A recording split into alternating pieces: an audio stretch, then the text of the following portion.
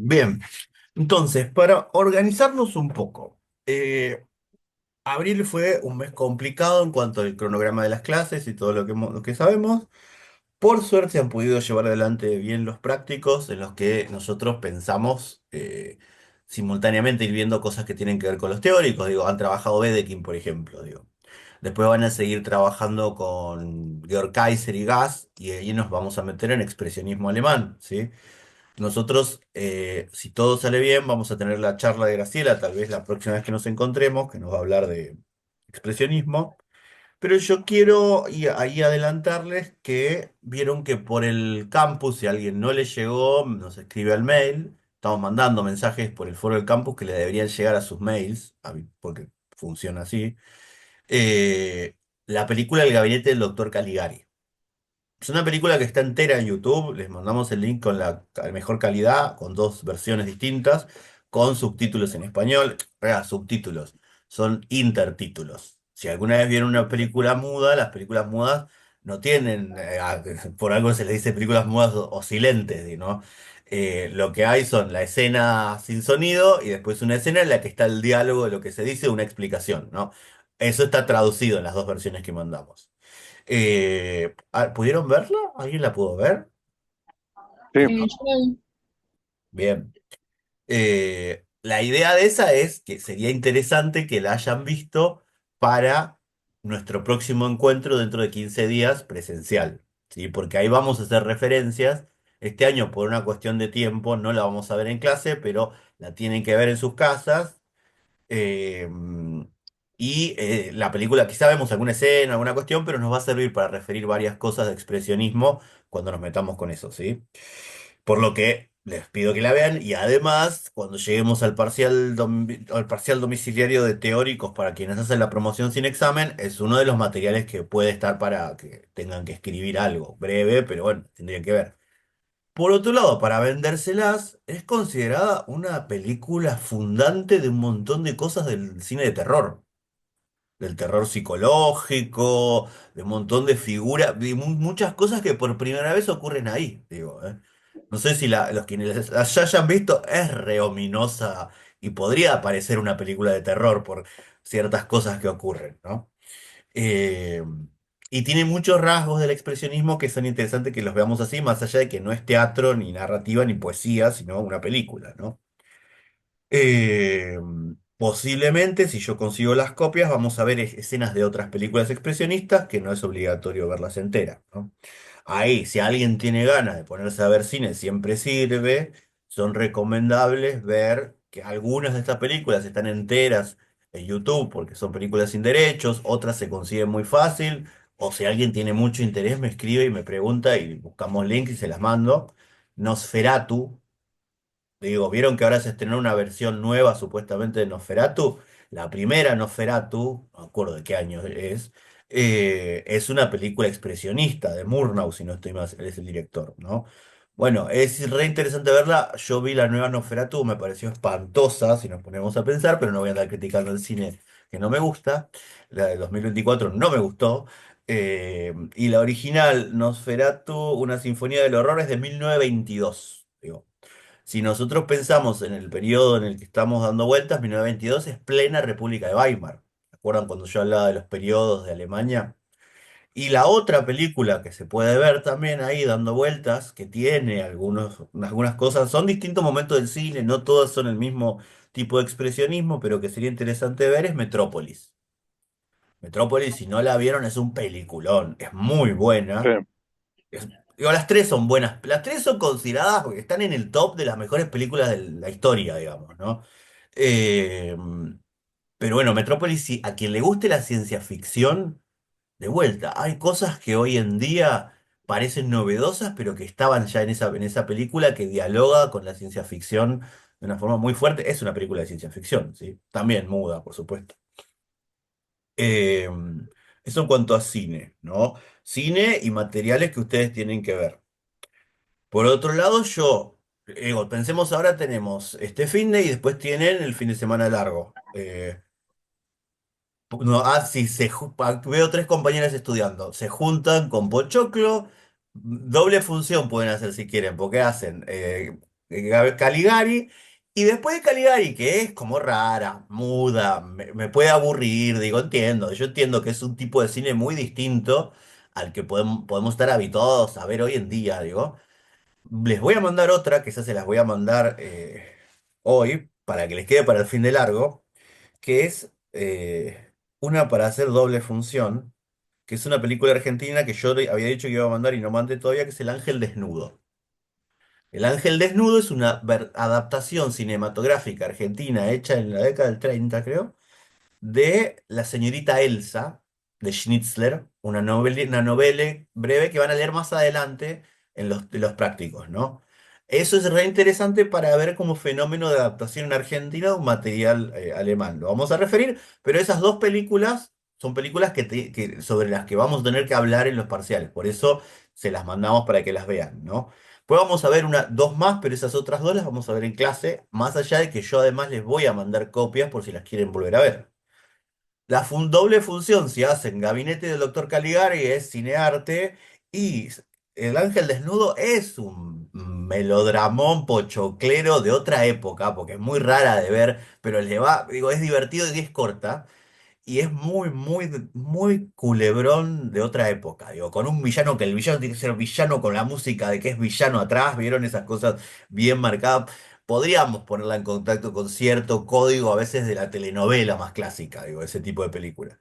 Pero bueno, es muy extraño porque de golpe la señorita Elsa en Europa, digo, austríaca, de golpe está acá y le dicen Elsa y le hablan en tanguero, digo, ¿no? Y están en Buenos Aires.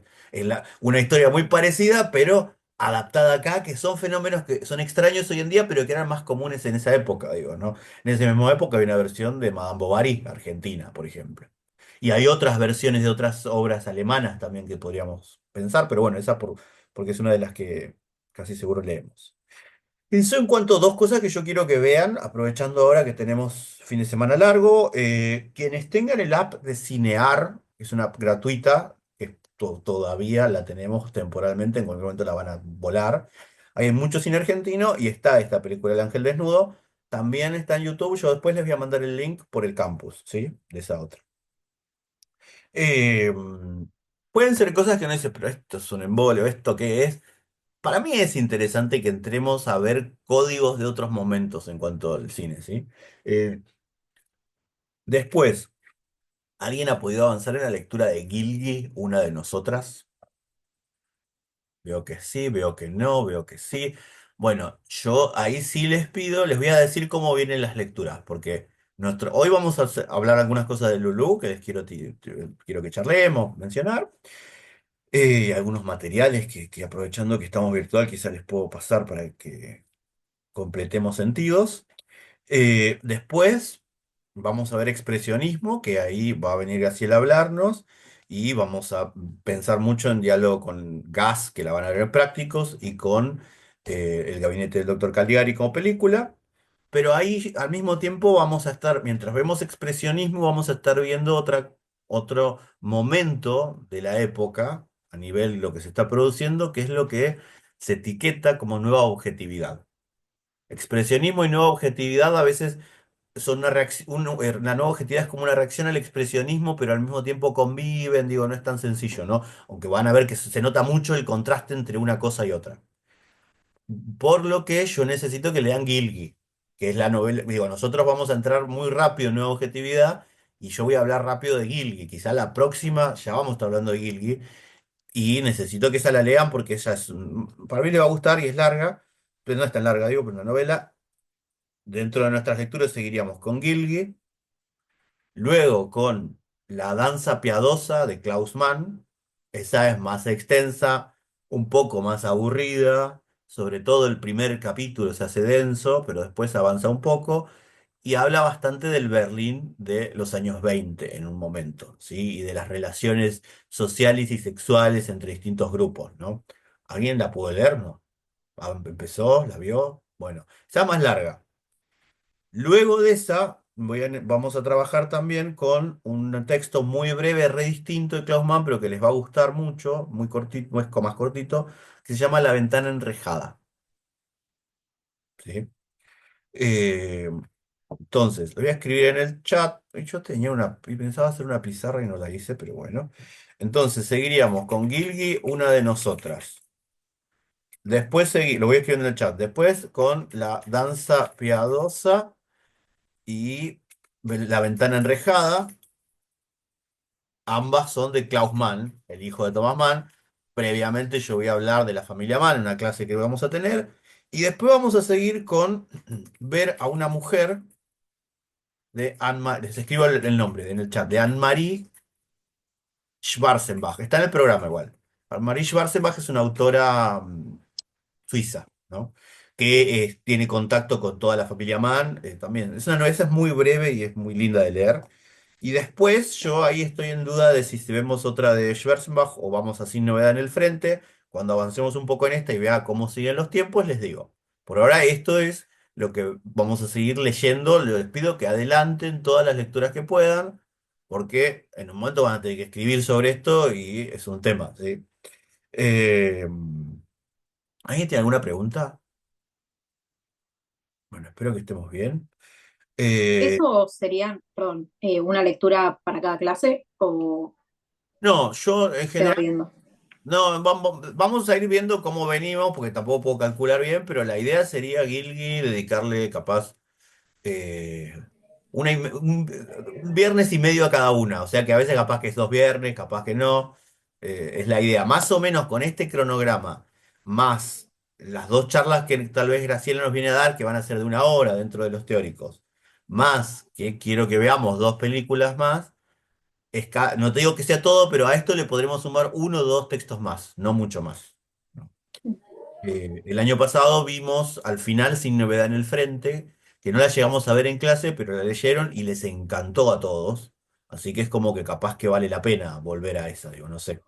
O digo, yo también no la tenía el año pasado, pero conseguí la primera novela de Anne-Marie Schwarzenbach y capaz que vale la pena leerla porque es una que que tiene mucho contacto con lo que vamos a leer de Irmgard Coin, la autora de Gilgi, o con Klaus Mann. Digo, no sé, ahí tengo que terminar de cerrar cuál, pero seguramente una de esas dos se suma. Eh, Gracias. no, está buenísima la pregunta, Inés. Viene bien porque además muchos seguro tienen dudas similares. Eh, ¿Alguna otra pregunta? Saben que yo hablo mucho y eso no implica que no puedan hablar, interrumpirme o decir algo, ¿sí? No hay problema con eso, ¿sí? Profe, ¿Sí? no puedo soy Oriana, no puedo prender la cámara, no sé por qué, pero quería preguntarle por el libro de Gilgi. Lo estoy tratando de conseguir hace un par de semanas y no lo consigo en librerías, no lo consigo usado, no lo consigo en bibliotecas. No sé si está subido el PDF al blog de Alemana, pero no lo estoy pudiendo conseguir. Esperá que estoy intentando encontrar. Yo tenía una copia acá y no la veo, pero bueno. No puedo girar. Gilgi no se consigue. Quiero Ok, decir, hay una edición de Gilgi que es la con la que trabajamos, que es la de Editorial Minúscula, creo que es, o una así, que comprarla nos tenemos que vender un órgano, como decía el presidente, más o menos, digo. Porque es muy cara, ya que te digo cuánto sale. Eh, Esa es como la edición que hay de una traducción española reciente dentro de todo, ¿no? Ya te digo cuánto está, a ver, ya que estamos en la computadora. No. Bueno, acá. Bueno, no está tan cara, está 30.000 pesos. Pero bueno, pero a mí me parece un montón igual 30.000 para que estén los libros, pero bueno, está 30.000 la edición de minúscula de Gil que una de nosotras. Yo no la compraría, digo, la verdad, digo, no, pues a mí me encanta, digo, soy fan de esa novela, pero esperaría a que pase unos años y podamos comprar libros de vuelta. Si me gusta mucho, por ejemplo. El PDF de la novela está en la carpeta de Drive donde están todos los textos y también está en la fotocopiadora del centro, ¿sí? Después también hay otra edición de Gilgi de los años 80 que también está bien la traducción, de editorial Grijalbo, pero esa yo la tengo porque una vez la conseguí, circulaba usada nada más, no se consigue nueva. ¿No? Eh, Si tuviera que elegir un libro para comprar de todos los de la cursada, yo compraría Gilly. En eso sí, en eso estoy, digo. Ok. Sí, fui a una de las librerías a las que fui, justo la chica que me atendió se ve que había cursado literatura alemana y me dijo, ay, no, qué hermoso libro, no sé qué, y me quedó muy manija, como que lo Es que quiero tener el físico. Es que Gilgi y la autora Coin despierta pasiones, ¿eh? Nos va a pasar eso, van a ver. Fue una novela. Por eso, cuando Inés me decía cuánto, y capaz que Gilgi nos llevamos, vamos un poco más, porque es un texto que da un montón para charlarlo y no les digo que a todo el mundo, pero en general ha gustado un montón cuando la trabajamos. En real, esa por primera vez lo dimos en el 2000, ¿qué estamos? 2022. Antes nunca se había. No se ha dado por. Fíjense, ese es un texto que no es que sea nuevo, que haya ingresado en el canon ni nada así, pero en Argentina nunca se dio hasta que lo sumamos hace poquito, dentro de las cursas de literatura alemana, porque está dentro de esas zonas de autoras poco trabajadas, más allá de que en la literatura alemana hoy en día son reconocidas ya, ¿no? Eh, y para mí es una novela re para nuestros tiempos, para los tiempos de feminismo y reacción conservadora, eso es interesante. Y crisis económica y política es, digo, un novelón. Después, digo, los otros, Ventanza Piadosa, no lo compro porque es carísimo. La Ventana Enrejada circula usado. Ese es un libro editado en Argentina en dos ediciones distintas, el de Klaus Mann. Si alguien va por librería de usado, circula y se consigue barato, pues chiquito. Pero yo tengo tres versiones, creo, conseguidas de traducción. Ver a una mujer, no, es carísima. Y si quieren comprar sin novedad en el frente, es re barata y se consigue también un montón, porque es una novela bestseller famosa, ¿no? Que es la que dejé ahí en. Bueno, la voy a sumar porque esa la vamos a ver también. Así, ya, le sumo la última. Después vemos si hay otra cosa ahí dando vueltas, pero sin novedad en el frente de Erich María Remarque. Es una que el anteaño salió una nueva versión cinematográfica en Netflix y estuvo nominada al Oscar, etcétera. También es una novela hermosa de leer. Y todo, digo, ahora, excepto Klaus Mann, vamos a textos bastante jiteros en cuanto a que han sido bestsellers algunos de esos. Si no, en el frente es de unas novelas más vendidas de la historia de la literatura alemana. Eh, digo, no son solo textos canónicos que digo, no, que hay que leer, digo, ¿no? Eh, Bien, ¿alguna otra pregunta? Me olvidé de hacer algo que se lo voy a mandar por mail.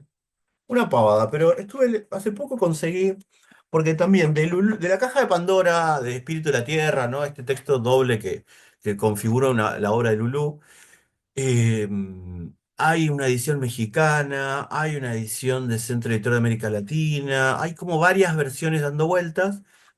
Nosotros usamos esta que ustedes tienen ahí, ¿no? Que es la de una española, que no, Icaria. Ninguna nueva de todas estas cosas, pero hace unos meses yo estaba en Buenos Aires y buscando libros, conseguí esto, ay, a ver si llega a ver, la versión de Lulú, dice Lulú, ¿vieron? Pero es la versión de ediciones Cátedra, que, a ver, la traducción es lo mismo, digo, no es que asume nada, pero las editan a las dos juntas y tiene un prólogo que no me pareció muy, muy bueno, me pareció retendencioso, pero encontré algo que, a ver, no nos aporta nada. Pero para la gente que es curiosa, ¿vieron de la genética de los libros? Eso que la crítica genética que estudia los manuscritos y todas esas cosas. Bueno, acá hay algo que yo después les voy a escanear, no se va a llegar a ver ahí, no llegué, que es un cuadro muy extraño que parece en un momento, que es un cuadro de cómo evolucionó la obra original de Bedekin, que era una sola, con 5 actos, a las dos versiones que tenemos con tantos actos y cómo en una aparece y desaparece en acto. No es que esto le lo tengan que tener ni nada, pero como curiosidad que encontré acá me pareció que está bueno y después lo voy a escanear y se los mando, ¿sí? Eh, no llegué ahora a armarlos. Eh, pero bueno, una pavada más ahí dando vueltas del texto de Lulú. Eh, Bien. Después dos cosas más que les voy a mandar. Como bibliografía complementaria no obligatoria, les vamos a mandar un capítulo de un libro en el que trabajamos con varias cosas, entre otras con la figura de Lulú en la obra de Wedekind y otras Femme Fatale, algunas cosas así, que es un capítulo de un libro llamado Lecturas Monstruo, que escribimos con, capaz que lo conocen, el profe Atilio Rubino, y la tienen que conocer porque algunos están cursando, Silvina Sánchez. ¿No? Sé que hay gente que está cursando Teoría Literaria uno en los prácticos con Silvina. Bueno, es un capítulo, no tienen por qué leerlo, digo, pero son cosas que les pueden servir si alguien quiere ampliar alguna bibliografía o lo que sea. Y les voy a mandar de nueva objetividad un artículo de Graciela. Entonces eso lo voy a mandar después por el campus y les van a tener los links. Bien, eso por un lado. Eh, Ahora, Lulu, yo imagino que la han leído, ¿sí? La otra vez ya que hablamos hace rato había varias que la habían leído. Eh, ¿Y les gustó? ¿No les gustó? ¿Aburrió? Eh, ¿Llamó la atención? Hay siempre que pensar algo que no tenemos toda la totalidad de la obra porque nosotros estamos leyendo un texto nada más. Y una obra de teatro, digamos, el teatro se completa con el hecho teatral de ver la obra representada. Yo para no subsanar eso, pero como cosa curiosa, recién busqué de unos links que tenía eh, trailers de puestas de Lulú. ¿Vieron que a veces en el teatro hoy en día se hacen trailers como de las películas, pero de la obra de teatro? Bueno, hay distintas versiones de Lulu y algunas tenían trailers, digo, de versiones alemanas. Más allá de que se entienda o no se entienda lo que dicen en alemán, es re interesante ver ahí algo, una esbozo de la apuesta, digo, ¿no? Eh, y hay que pensar que, claro, es una obra del siglo XIX, de fin del siglo XIX, que se termina de configurar al principio del siglo XX, pero que está hablando de la mujer fatal, de un montón de cosas que en la época estaban en discusión y en tensión, ¿no? Eh, a nivel estructura, sabemos que lo que finalmente nos queda de todo esto que fue la obra, que fue primero pensada como una sola, después dividida, se le sacan, se le agregan actos. eh,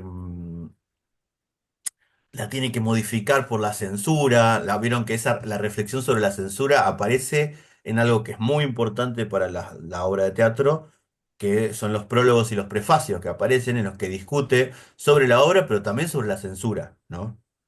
Y ahí está discutiendo sobre la escritura y está discutiendo sobre el poder, digo, sobre varias cosas más, ¿no? Eh, la primera versión tiene un prefacio en el que hay una especie de serpiente, ¿no? Una fiera, hay fieras. Dice, prefacio, estoy con la versión que tengo yo en la página 21. Al levantarse el telón se ve la entrada de una tienda de yazar entre sones y címbalos de golpe de timbales, un domador que viste un frac bermellón, una corbata blanca, pantalones blancos y botas altas de caña vuelta. Tiene largos rizos negros, bueno, sigue la descripción. Va a entrar este domador, hay una cosa circense. Y ahí ya va a haber como un adelanto más o menos de todo lo que vamos a ver y de la discusión que va a haber y de lo que va a pasar, ¿no? Va a aparecer. ¿Cómo aparece ahí Lulú? ¿Se acuerdan? ¿Aparece moviéndose por sí misma? No, es como una muñeca, ¿no? Digo. En cambio, espera y voy al otro. En el otro. Ay, se me mezclan las partes. ¿Es así el prólogo de la segunda parte de lo que nosotros tenemos como la caja de Pandora? ¿Repite esa forma? No, hay una discusión, Hay una discusión. prácticamente eso. Es una discusión diferente, ¿no? Primero tenemos otro prefacio, ¿no? Que es sobre la obra, que es una reflexión del autor sobre la censura, que es de varias páginas, ¿no? Esto que alguien lo dijo en la clase anterior, cuando nos vimos, en el que menciona que la protagonista es la condesa Geschwitz, ¿no? Como que hay toda una reflexión de él sobre lo que pasa, sobre las normas, etcétera. Y después de eso tenemos otro prólogo, el que dice acá Chris, de vuelta, que es como una especie de antesala de lo que vamos a ver, pero acá ya no está Lulú, sino que son personajes en una librería. Prólogo de la librería con el lector normal, el editor emprendedor, el autor vergonzoso y el fiscal supremo. Y estos también van a reflexionar sobre lo que dice en el texto anterior, pero en otro modo, digo, ¿no? Fíjense que incluso hay un pequeño guiño que podemos conectar en la 109 cuando está hablando el lector normal, entre los autores que marca, nadie sabe cuánto yo me alegro cuando alguien masca Shakespeare o Schnitzler. Schnitzler es el otro autor que vamos a trabajar, que van a leer en prácticos, pero que no, pero que es una referencia al canon ahí, ¿no? Bueno, estas tres estructuras, ¿no? Tenemos un prefacio actuado en el que hay como una especie de adelanto de lo que va a pasar con elementos del circo, un domador, Lulú, etcétera, ¿no? La fiera. Después tenemos en la segunda parte un prefacio explicativo del autor, que es súper importante para pensar qué pasa entre una obra y otra, cómo las modifica, la censura. Y luego tenemos un prólogo también con personajes actuados, pero que no son personajes que van a aparecer en la obra, sino que es medio una sátira de lo que está ocurriendo Mm. con lo que hace el mismo Wedekind. Wedekind, las obras tiene que estar pensando. ¿Qué pasa si yo quiero escribir y todo lo que estoy escribiendo tengo que estar pensando si me lo van a censurar o no? Puedo No escribir, estás escribiendo vos, lo estoy está escribiendo con escribiendo la libertad. censura. Hay Claro, algo ahí quiero decir, por supuesto que hay un montón de cosas, pero si el problema es la censura estatal, hay un problema para una obra artística, digo, ¿no? Bueno, eso es algo de lo que también ahí está en discusión y en tensión, y que es algo que finalmente afecta a las obras, porque la obra original se modifica en función de pensar que no sea tan censurada e igualmente tiene problemas, ¿sí? Eh, bien, eso para pensar algo que es muy importante dentro de la estructura. Eh, Nosotros tenemos varios personajes que continúan de una a otra. La primera parte tiene una especie de final abierto, pero pensemos que también puede ser una especie de final de la obra. Digo, ha habido las primeras puestas eran solo esa parte, con eso como final, ¿no? Luego retoma la parte que había dejado y estrena esa otra parte. Como toda obra de teatro, si ustedes vieron el texto de... ¿Leyeron teatro? Supongo que alguna vez sí, además de haber leído esta y de estar leyendo, leer Despertar de Primavera y van a leer Gas ahora. Al principio tenemos todo el listado de los personajes. Nosotros tenemos en la primera parte al doctor Gol, al doctor John, a Alba John, el hijo, al pintor Schwarz, al príncipe Cerny, a Gigol, a Rodrigo, a Hugenberg, a Sherich, Lulú, la condesa Geschwitz, y más o menos con casi todos, más allá de que algunos se sumen después, ¿no? Eh, Estos personajes van a tener relaciones con Lulú, los protagonistas, ¿no? Van a tener siempre algún vínculo con esa mujer llamada Lulú que va a aparecer. A su vez, Lulú también va a tener varios nombres distintos. Más allá que siempre es Lulú, también la llaman de distintas formas estos personajes, ¿no? Y estos personajes van a empezar a sufrir ciertas consecuencias, ¿no? Van a tener muchos muertos, lo sabemos. Hay referencias cómicas en los nombres, en algunos casos, ¿sí? Eh, que son chistes que hace siempre, como pasa con los maestros, profesores en Despertar de Primavera, ¿sí? Eh, en el prólogo se menciona que Lulú es una criatura sin alma, ¿no? Porque Lulú también está haciendo una reflexión sobre la mujer en un contexto que recordemos lo que yo les decía en alguna clase, cuando el feminismo acá está discutiendo sobre la mujer y los derechos, lo que está pidiendo es que la mujer sea sujeto de derechos, en un contexto en el que la mujer no era sujeto de derechos. Un derecho es votar, si yo voto tengo derechos, ¿no? Ahora, el problema acá era filosófico además, ¿no? Porque la mujer era una, como dice al principio de la hora, no es solo Lulú, es una criatura sin alma. Digo, y está no es que deshumanizada. tal cual, digo, porque cuando ahí se habla de lo que es el sujeto moderno filosófico occidental, cuando dice hombre, era un determinado tipo de hombre, ni siquiera todos los hombres, ¿no? Entonces la idea de ser humano dejaba fuera a las mujeres y Ujú. muchas otras identidades y muchos hombres también, porque es parte de un sistema de disciplinamiento, ¿no? Después se construye la idea que es el falso universal, que estamos todos, que es toda la humanidad.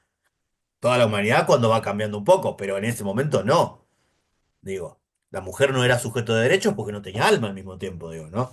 Bueno, eso es algo que entra en discusión, que tiene que ver con la época, que en la época está cambiando también, porque por algo tenemos un movimiento feminista fuerte en esta época que el más conocido es el sufragismo, ¿no? Las mujeres que piden el voto, pero no es el único, digo, de todas las corrientes que hay.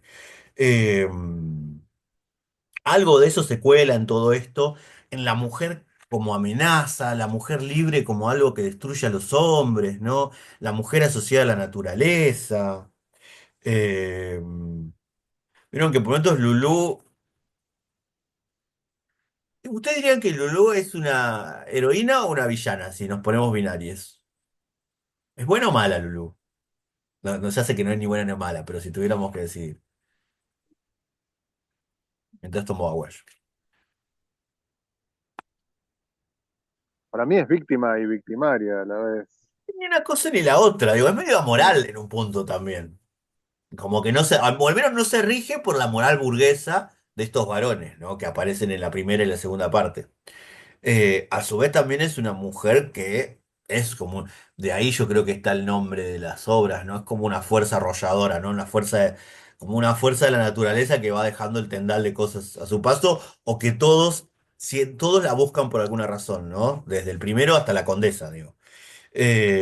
Y ahí es donde él se conecta con otras imágenes, digo, es una obra que se podría leer buscando rasgos míticos, digo, ¿no? Lo decíamos la otra vez. Le dicen Eva, pero también le dicen Lilith, ¿no? Entre un montón de otros nombres que va teniendo. A su vez, digo, también si la conectamos con el momento, hay otras obras, otras novelas, otros textos que también están como sintiendo esto de la amenaza de la mujer, digo, ¿no? Esta es una obra que es la amenaza de la mujer puede ser un potencial destructor de estos varones, digo. Habría que ver cómo leemos eso pensando patriarcado, pensando feminismo también, digo, ¿no? Pero fíjense, yo acá tengo anotado algunos nombres que le dicen. Le dicen Eva, le dicen Pandora, le dicen Helena de Troya, le dicen Nelly, le dicen Melusina, le dicen Ninfa del Agua. Eh, por supuesto, hay algo ahí que para mí es potente. También por momentos es una nueva mujer, pero que es una amenaza para los hombres, una femme fatal. Es Eva, pero también es la serpiente, ¿no? Pensando en lo bíblico. Eh, es la amenaza femenina desde un lugar masculino patriarcal, ¿no? A su vez también se conecta con otras cosas. Lulú es una mujer de clase alta, noble, para nada. No, Es más bien viene de la, digamos, de una pobreza extrema de clase. Digo, hay algunos rasgos que la prehistoria de Lulú es bastante mentirosa porque no se dice del todo, pero no viene de clase alta. Eso sí está marcado. Vieron que en un momento el tal Shigol parece el padre, pero en realidad no es el padre, es el que la protegió o era el padre. Digo, nunca, la prehistoria de Lulú es bastante tramposa porque nunca se termina de contar del todo. Digo, la prehistoria respecto al comienzo de la obra, ¿sí?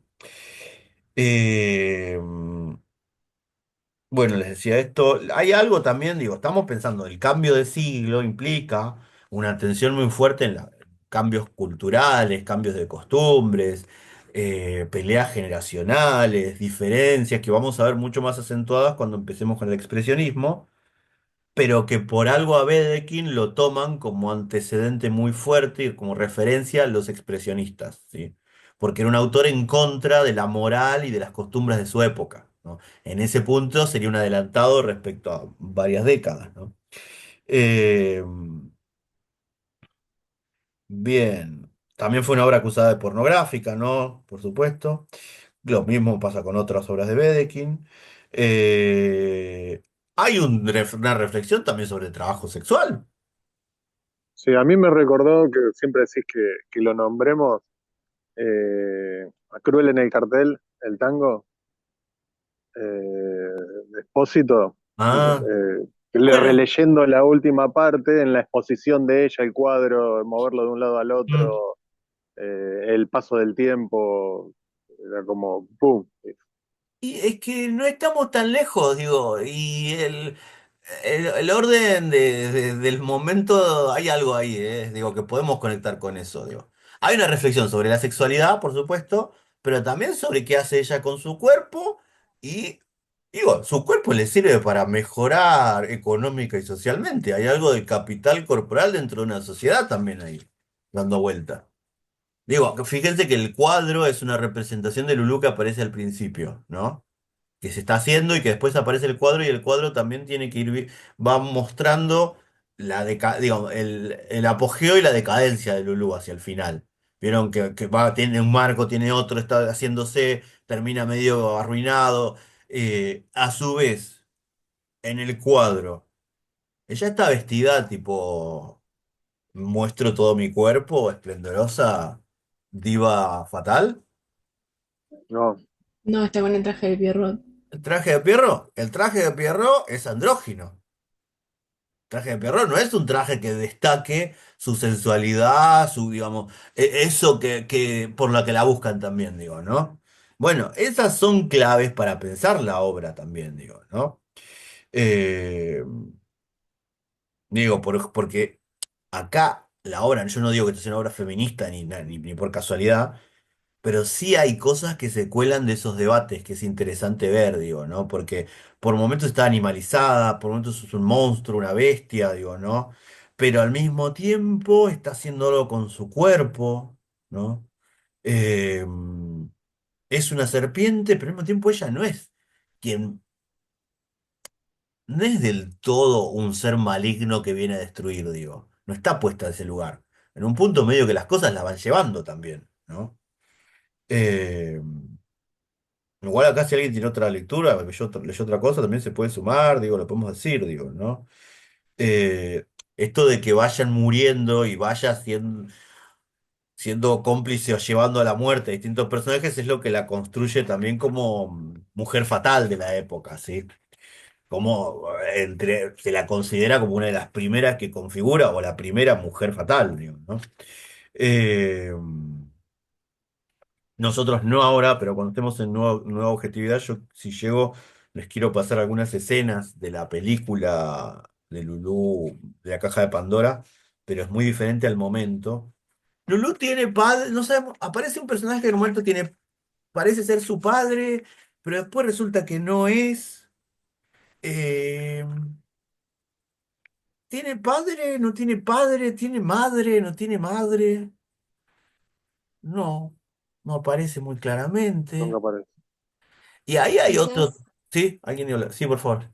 perdón. Sí, No, que a mí lo que me pareció más interesante, el personaje que se dice que es el padre, pero no lo sabemos, que es el único que la llama realmente Lulú.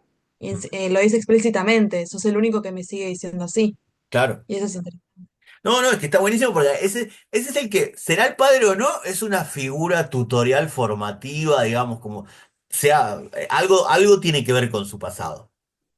Sí, Y al mismo tiempo, sí, perdón, sí, sí, se repite mucho en el texto el resaltar su mirada de niña, su cara de niña. Cuando aparece una nena de 12 años, también está muy resaltado eso de la sexualidad en un preadolescente, digamos. mm, Y es lo que le repiten siempre, ¿no? Que no, por eso el cuadro viaja toda la obra, ¿no? Se sí. mantiene, se mantiene esa niñez. Hay algo de una especie de inocencia en el personaje que es parte además de esa performance de mujer fatal que hace, digo, ¿no? Ese Eh, juego. Ese juego. Esto de no tener padre y no tener madre, porque no está del todo claro si es el padre o no, también es un tópico que vamos a pensar. Si no tiene padre, no tiene madre, no nació ni de mujer ni de hombre. ¿Cómo nació? ¿Qué es? La autogénesis. Bueno, la autogénesis es un temor del sistema patriarcal, que alguien nazca sin funcionar dentro de ese sistema, digo, ¿no? Quiero decir, no, no es que aparezca, pero es un personaje que es extraño dentro de todo ese universo en el que aparece, en el que todos, digo, son uno peor que otro, todos los tipos estos que andan dando vueltas alrededor de ella, ¿no? Eh, Digo, a ver qué les tenía que anotar. Bueno, habría que ver ahí también cómo está conectando con algo que pasaba en la época, con mujeres fuertes de la época.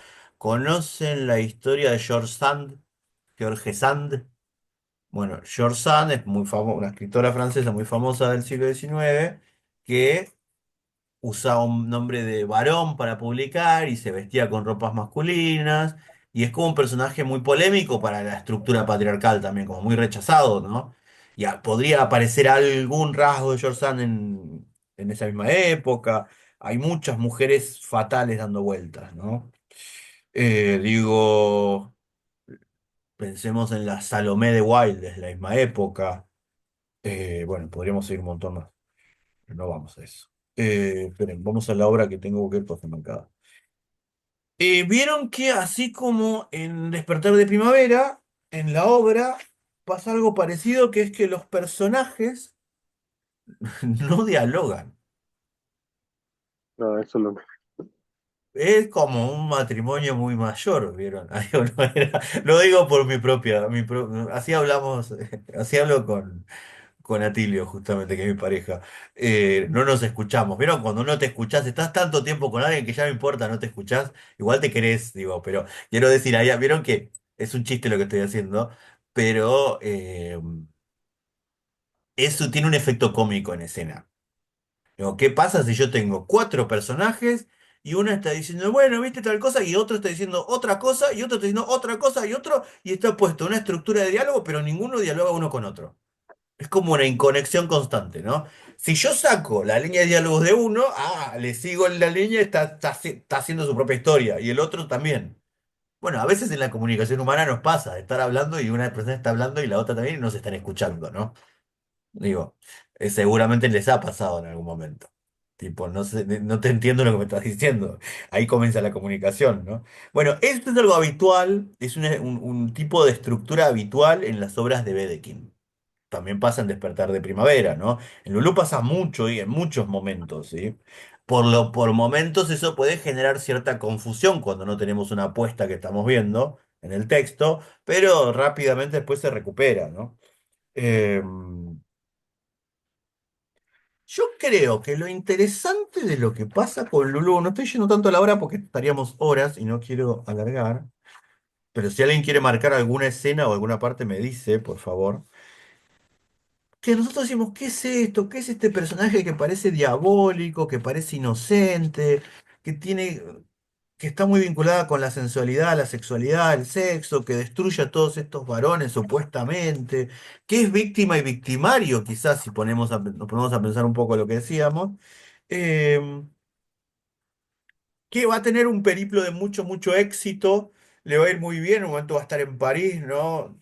Como una señora fina, llena de plata, y después va a empezar la decadencia, y va a terminar en una buhardilla horrible, eh, asesinada por Jack el Destripador. Digo, no tiene un final muy, muy pum para arriba. Digo, el personaje que aparece al final es Jack es Jack el Destripador. Eh, en todo eso. Yo diría que a mí, digo, lo que me queda de la obra respecto a Lulú, que Lulú es muy subversiva, como un personaje muy desobediente de su época, digo, ¿no? Que tal vez es lo que la termina llevando a ese final, digo, como forma leccionadora en algún sentido, digo, ¿no? Eh, Porque además la última parte hay una cosa de la descripción sobre el cuerpo, la degradación, digo, el tener que estar por unas monedas con esto, digo, ya no es que le están ofreciendo ir a regentear un prostíbulo como aparece en un momento que aparece, sino que es, eh, Traigo un mendigo, dice. sí, que hay muchas descripciones de su cuerpo también. Eh, y de, Eh, sí, perdón, Chris. no, digo que todos están muy, muy rotos, digamos, al Sí, final. sí. Los cuerpos, las vestimentas, las mentes. Sí, sí, sí. Por ahí digo, por eso me gusta quedarme con la idea de que Lulú es un tipo de subversión en una época compleja también de llevarla adelante, ¿no? Que además podemos pensar ahí lo cruel que termina siendo en varios momentos con Geschwitz, ¿no? Vieron que Geschwitz la ayuda a salir de la cárcel en eso que se cambian las bombachas y una había tenido cólera y era una cosa Cólera. que vos decís, qué horror, digo también, porque implica peligro para la otra, digo, ¿no? Pero finalmente Geschwitz es la que la acompaña, más allá de toda la otra troupe que anda dando vueltas, y es la única que la defiende al final. De todos los otros que quedaron, no, la única que parecería tener un cierto rasgo de nobleza espiritual parece que es Geschwitz, ¿vieron? Eh, Fíjense, que ahí es donde hace cortocircuito con pensarla de una sola forma esta obra, ¿no? Quiero leerles la parte donde dice que se va a ir a estudiar. ¿Alguien la tiene marcada? Vieron que estoy en la caja de Pandora. Hay un momento en el que Gershwin dice que se va a ir a estudiar a la universidad y va a defender los derechos de las mujeres, ¿no? Bueno, hay un momento que no me acuerdo dónde está. Eh, Ahora. Bueno, acá en la parte final, la última parte de la obra, van pasando distintos clientes que llegan, el tercer acto en el 153, ¿no? El tercer acto de la caja de Pandora. Es una buhardilla medio destruida, digo, están todos como muy detonados ya, los que quedan viviendo en la pobreza, y ella tiene varios clientes que van apareciendo, hasta que llega el último, que es extremadamente violento y la termina asesinando, ¿no? Ese último. El último es justamente Jack, una referencia a Jack el Destripador, algo de la época, digo, no algo anterior, es algo, una referencia contemporánea, ¿no? Eh, y en esas últimas páginas hay dos momentos, no es el que yo quería decirles, pero dos momentos en los que habla Geschwitz y dice cosas interesantes, ¿no? Fíjense, la 166. Geschwitz dice, me sentaré al lado de la puerta hacia el final, ¿no? Está en La del esa guardia. revólver. Ah. Ok, sí, quiero ver todo sin pestañear, se sienta en el sillón de paja junto a la puerta. Los seres humanos no se conocen, no saben lo que son. Solo quien no es un ser humano lo conoce. Cada palabra que dicen es falsa, es una mentira, pero no lo saben. Porque hoy son de un modo, mañana de otro. Depende de si han comido, bebido y amado. Solo el cuerpo sigue siendo durante algún tiempo lo que es, y solo los niños poseen razón. Los mayores son como los animales, ninguno sabe lo que hace. Cuando son felices gimen y se quejan, y en la mayor miseria se alegran por cada pequeño bocado.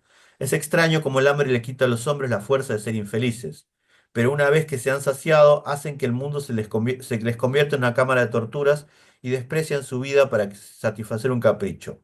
¿Habrá existido algún ser humano que haya sido feliz por el amor?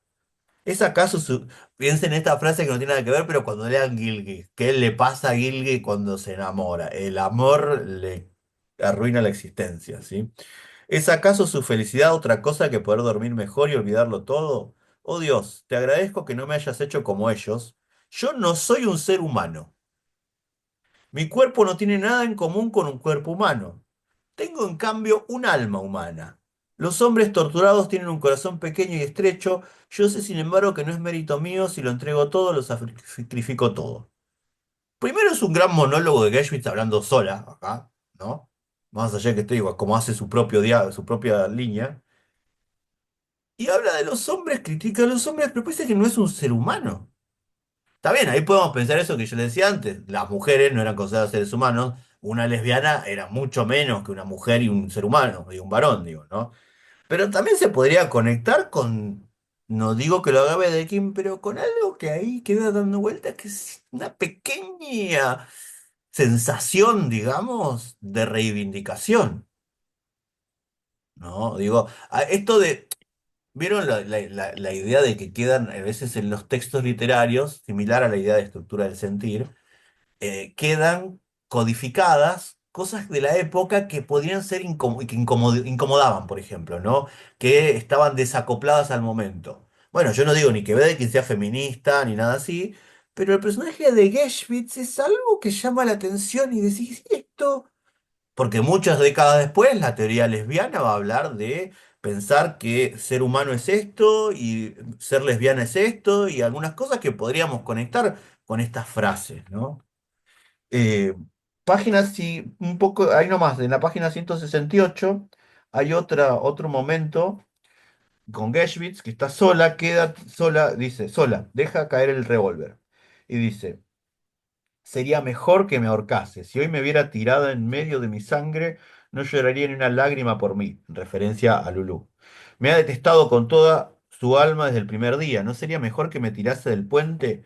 ¿Qué será más frío, el agua o su corazón? Soñaría hasta que me ahogase. ¿Sería mejor ahorcarme, apuñalarme? todo esto no sirve para nada. ¿Cuántas veces he soñado que me besaba? Solo un minuto. Después una lechuza golpeó en la ventana y me desperté. Sería mejor ahorcarme. Al agua no. El agua es demasiado pura para mí. Levantándose de pronto. Allí ya viene, rápido, antes de que llegue. Toma el portamantas de la pared, se sube a un sillón, asegura el portamantas en un gancho que hay en el marco de la puerta, se lo coloca alrededor del cuello, vuelca con los pies la silla y cae al suelo. Maldita vida, si pudiera volver a empezar. Ángel mío, permíteme hablarle una vez a tu corazón, pero eres fría, no tengo que irme todavía. Quizás yo también pueda ser feliz algún día. Escúchalo, Lulú, no tengo que irme todavía. Se arrastra hasta el cuadro de Lulú, se arrodilla ante él y junta las manos. Mi ángel adorado, mi amor, mi estrella, apiádate de mí, apiádate de mí, apiádate de mí. De golpe le está rezando como si fuera su imagen, una imagen divina ahí, ¿no? Y ahí entra Jack. Lulú entra con Jack. Está la descripción de Jack, que dice, tiene aspecto fornido, dice varias cosas, pero yo pensaba, estos dos párrafos que leímos de Geschwitz, conectándolos con lo que dice Wedekind sobre el personaje de Geschwitz en el prefacio, como el verdadero protagonista, ¿no? De la historia. Un detalle ahí. Lulu, cuando entra con Jack, le dice, es mi hermana, está loca respecto a... Bueno, tiene todo el diálogo, toda la parte con Jack, va a haber una pelea. Eh, Leo un poco más, bueno, va a ocurrir todo esto de la parte de Jack, no la leemos toda. En escena, acá hay una escena sexual, hay que ver cómo se lleva la representación, digo, ¿no? Porque cuando hay un momento que se dan, digo, sería lo que podría representarse en esa escena tiene que ver con eso, ¿no? Ahora, después de que entran Lulu y Jack, tienen un diálogo, tienen un momento en el que van a... Ay, no sé, no tengo anotado acá algo que digo, ¿por qué anoté esto?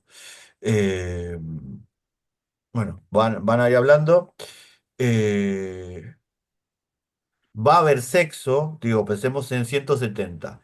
Ya están discutiendo la tarifa y dice, me tienes que devolver la mitad para que pueda tomar mañana el autobús. Eso dice Jack. Lulú, no tengo nada en el bolsillo. Jack, fíjate, busca en los bolsillos. ¿Qué es eso? Déjame ver. Lulú, le muestra la mano. Es todo lo que tengo. Jack, dámelo. Mañana, Lulú, mañana lo cambio y te doy la mitad. Jack, no, dámelo todo. Lulú, se lo da. Pues bien, tómelo, pero ahora venga, toma la lámpara.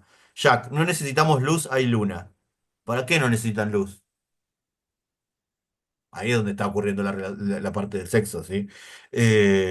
Lulú, deja la lámpara, como usted quiera. Abraza a Jack, no le haré daño.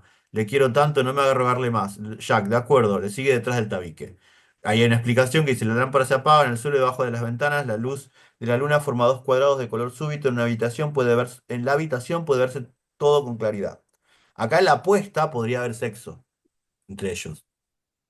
Digo, depende cómo decide, digo, porque cómo decide cada dramaturgo de llevar adelante, ¿no?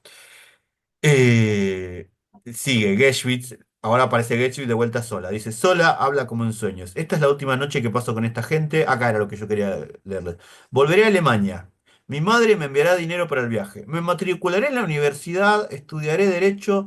Tengo que luchar por los derechos de la mujer. Y eso, ahí es que se coló, digo, no digo que sea feminista la obra, pero ahí se coló, sea sátira, sea parodia, sea referencia, el feminismo de la época, en un cachito de una obra mayor que está hablando, que incluso puede ser una reacción patriarcal contra el avance de las mujeres, digo, si la pensamos, ¿no? Pero es interesante que aparezca eso ahí. Aparece Lulu descalza, en camisa y en agua, abre la puerta gritando y se dirige hacia afuera, socorro, socorro. Geschwitz se precipita hacia la puerta, saca el revólver colocándosele delante de Lulu, apunta hacia la puerta. A Lulu, déjame. Jack, agachado detrás de la puerta, la abre, se lanza sobre la Geschwitz y le clava un cuchillo. Digamos, ahí Geschwitz la protegió en esa parte, digamos, intentó defenderla, ¿no? Jack, agachado detrás de la puerta, le clava el cuchillo. Gage dispara contra el techo y se desploma, quejándose. Jack le quita el revólver y se precipita hacia la puerta de salida. Maldición, nunca había visto una boca más bonita, en referencia a Lulu. Tiene el cabello, explicación de Jack, tiene el cabello empapado de sudor y las manos ensangrentadas. Jadea profundamente y mira fijo el suelo con ojos desorbitados. Lulu, temblando con todo el cuerpo, mira desesperada en torno suyo. De pronto toma la botella, la rompe contra la mesa y arremete contra Jack con el cuello de la botella en la mano. ¿Es una actitud de víctima la de Lulu ahí al final? ¿De sometida? Digo, imaginemos la apuesta. Estoy yendo para atrás, ahora se caía. rompe la botella y lo amenaza con la botella, digo, se está defendiendo, ¿no? Digo, quiero decir, de vuelta, más allá de que termine como termina, no hay una actitud de sometimiento nunca ahí en Lulú, ¿no? Jack levanta el pie derecho y tira de espaldas a Lulú. Luego la levanta del suelo. Lulú, no, no, no, socorro, asesino, policía, policía. Jack, quédate quieta, ya no te puedes escapar. Se la lleva detrás del tabique. Lulú desde adentro. No, no, no, no. Gritos, ¿no? Jack vuelve después de un momento y coloca la palangana sobre la mesita. La mató, digo, ¿no? Ha sido un buen trabajo, se lava las manos. Soy un hombre de suerte, busca una toalla. Esta gente no tiene ni siquiera una toalla. Qué cueva más miserable. Se seca las manos en la enagua de las Geschwitz. Este monstruo no tiene nada que temer de mí. ¿Quién es el monstruo ahí? ¿Lulú? ¿Geschwitz?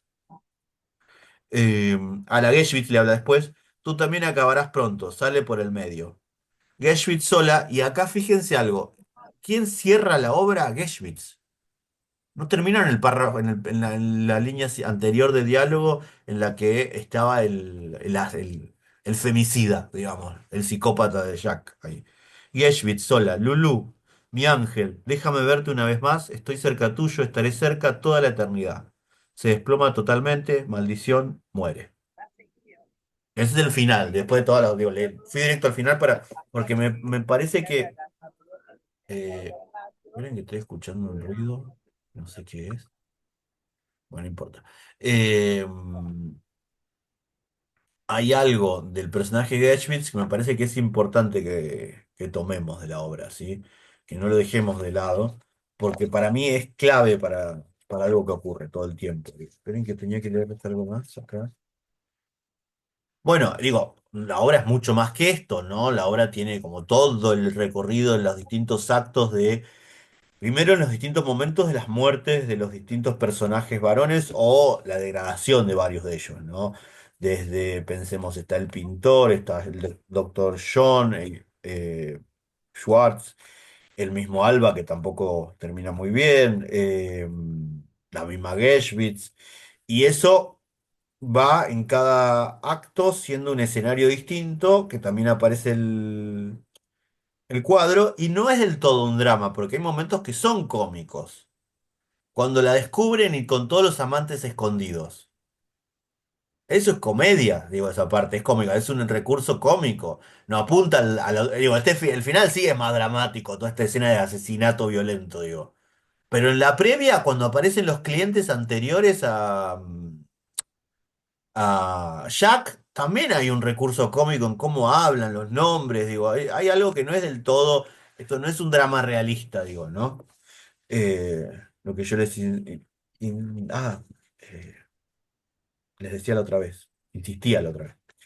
Eh, ¿Alguien quiere ir a alguna parte más? ¿Quiere decir algo de la obra? Yo espero que la hayan leído, después van a tener que decir cosas, así que sí o sí en algún momento la vamos a leer, más allá de que la obra diga tragedia, es una referencia a otra cosa.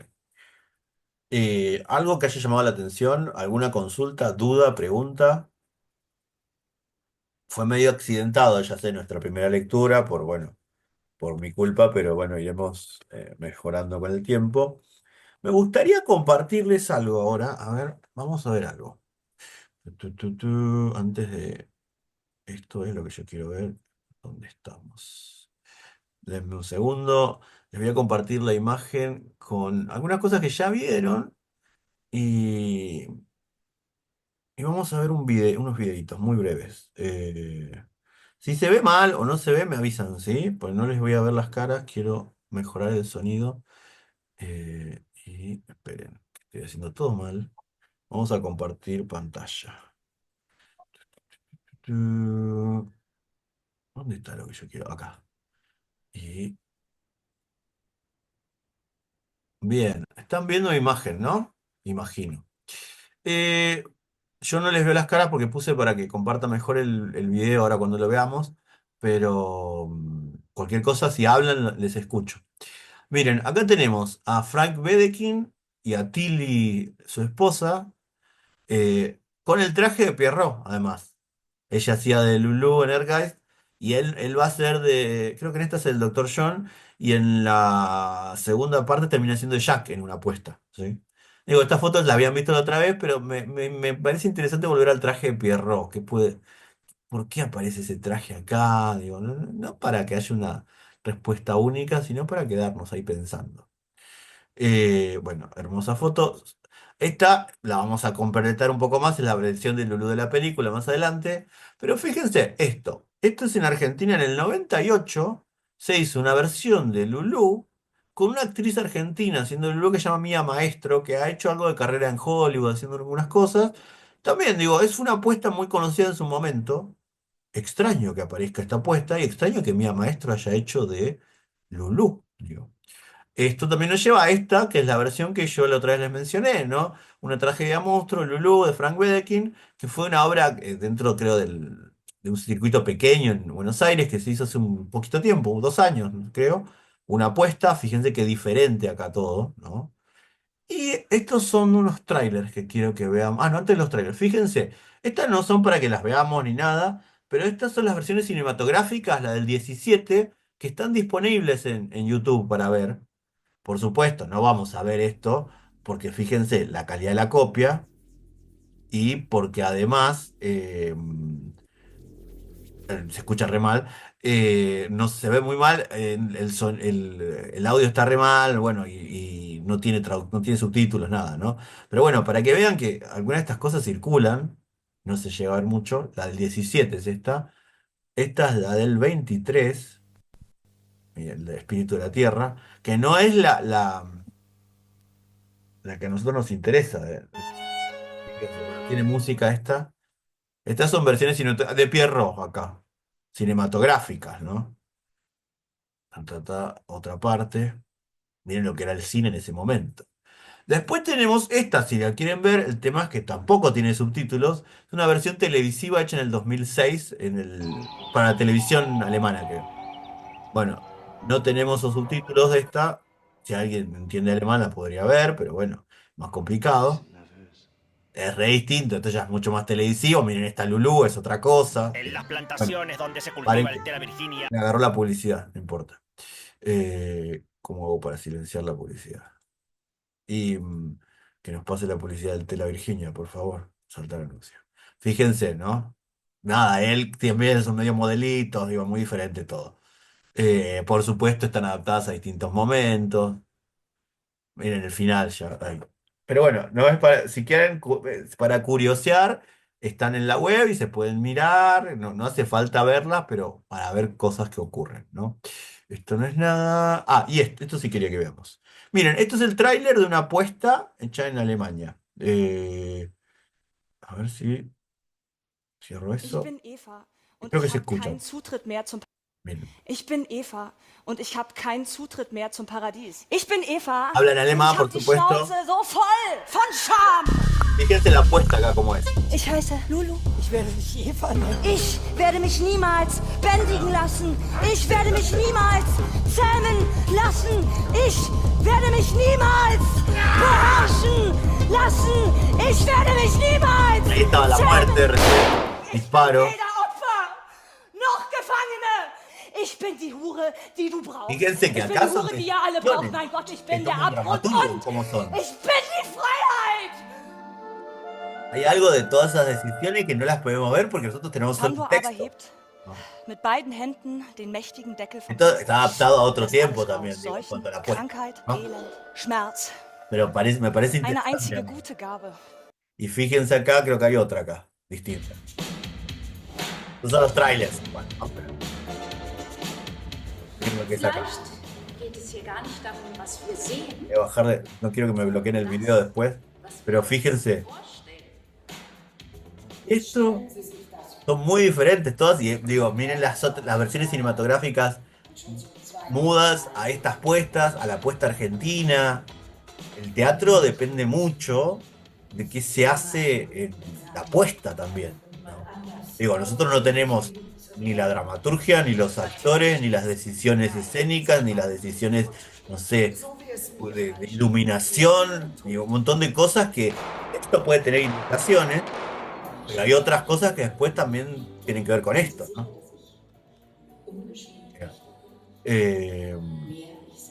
Bueno, estas no están para ver, por supuesto, porque no son trailers de puestas en alemán, nada más.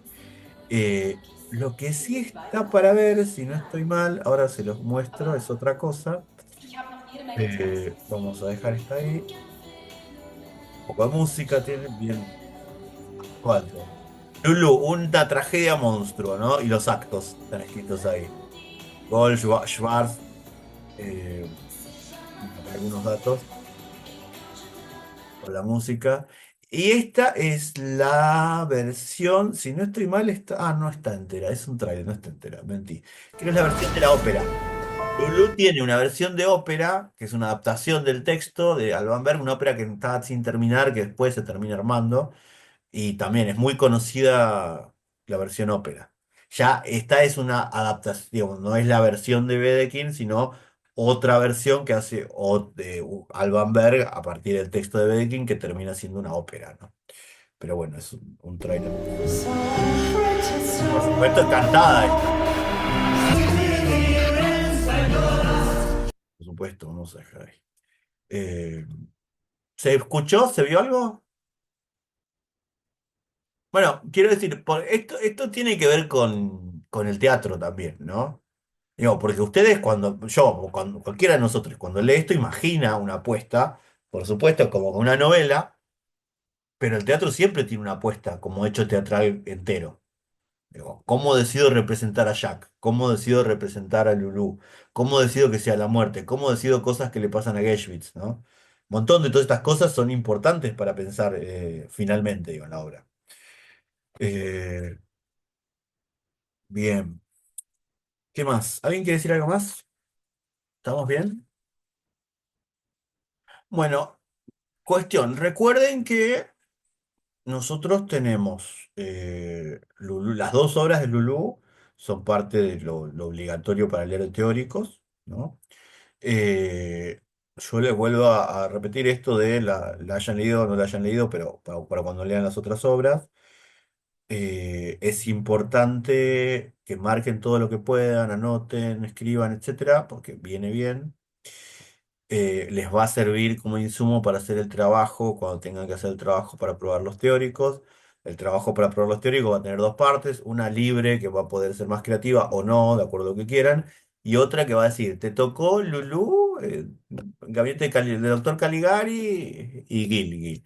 De esos tres, en 500 palabras cada uno, hace un pequeño texto de opinión de qué te pareció. No, quiero decir, entonces, si yo fui anotando acá cosas de Lulú al margen, copio esas cosas, le doy forma y ya lo tengo, sea lo que sea que me toque hacer.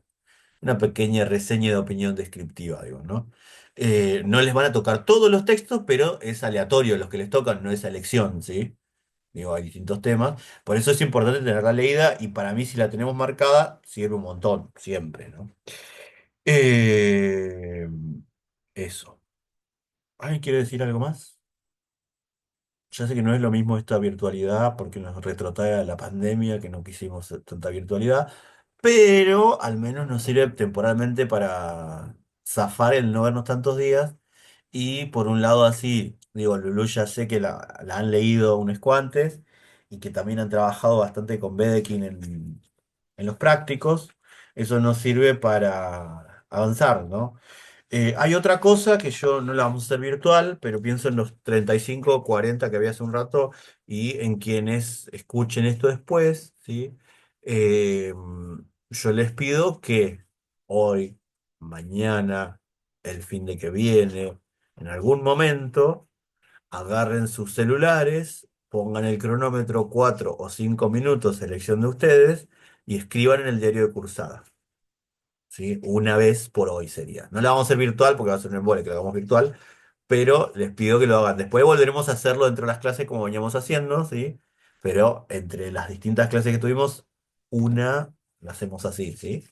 Sobre lo que ustedes quieran, no tiene por qué ser sobre la cursada, o sí, o lo que quieran. Digo, recuerden que eso es totalmente libre, aleatorio, no tiene por qué